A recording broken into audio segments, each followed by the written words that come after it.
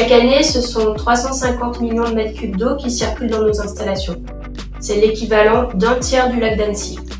En réalité, 90% de cette eau va retourner à son milieu d'origine, sans modification et sans contact avec nos produits. Les 10% restants, c'est la consommation annuelle du groupe, c'est 43 millions de mètres cubes d'eau. Et c'est la consommation nécessaire pour l'exploitation de toutes nos mines et de toutes nos usines partout dans le monde. Cette eau, elle va nous servir à laver nos minerais, à refroidir nos fours de fusion ou à traiter nos gaz en cheminée. Sur chacun de nos sites, les équipes environnement sont mobilisées pour assurer une gestion responsable de l'eau.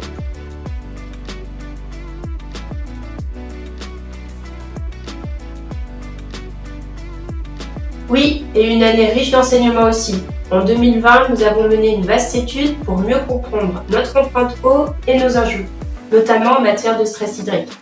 Lorsqu'on consomme 40 à 80% de l'eau disponible dans un bassin versant, alors la situation devient critique.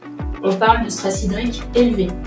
Pour cette étude, nous nous sommes appuyés sur des mesures, sur des interviews et également les résultats d'un outil qui s'appelle Aqueduct. Cet outil est développé par le World Resources Institute. Cette étude nous a permis d'avoir une vision globale de notre gestion de l'eau. Pour un groupe international comme Eramet, implanté dans des zones éloignées et très différentes des unes des autres, c'est fondamental d'avoir une bonne compréhension de notre consommation selon les spécificités régionales. Cette étude nous a permis de confirmer qu'aucun de nos sites se trouve dans des lieux de stress hydrique élevé. La situation va évoluer avec le changement climatique. On sera bel et bien concerné par le stress hydrique dans les années à venir.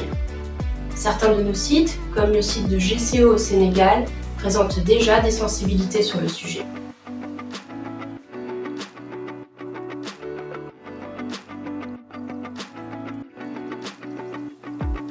Pour réduire notre pression sur l'eau, nos sites ont deux leviers d'action, le recyclage et la récupération des eaux de pluie. Notre taux de recyclage aujourd'hui est de plus de 50%. Nous travaillons encore pour réduire notre consommation en eau douce. À Aubert-et-Duval, à Pamiers en France, nous avons le projet Zéro Rejet. Au Gabon, à Comilog, nous avons fait le choix de filtrer nos résidus de laverie pour la production de 7 millions de tonnes. Et à GCO au Sénégal, nous envisageons d'augmenter le recyclage pour un projet d'expansion.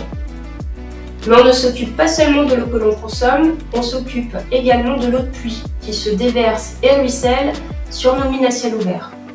Cette eau de pluie, on va la collecter, la ralentir, la décanter avant qu'elle ne rejoigne les cours d'eau pour préserver notre biodiversité.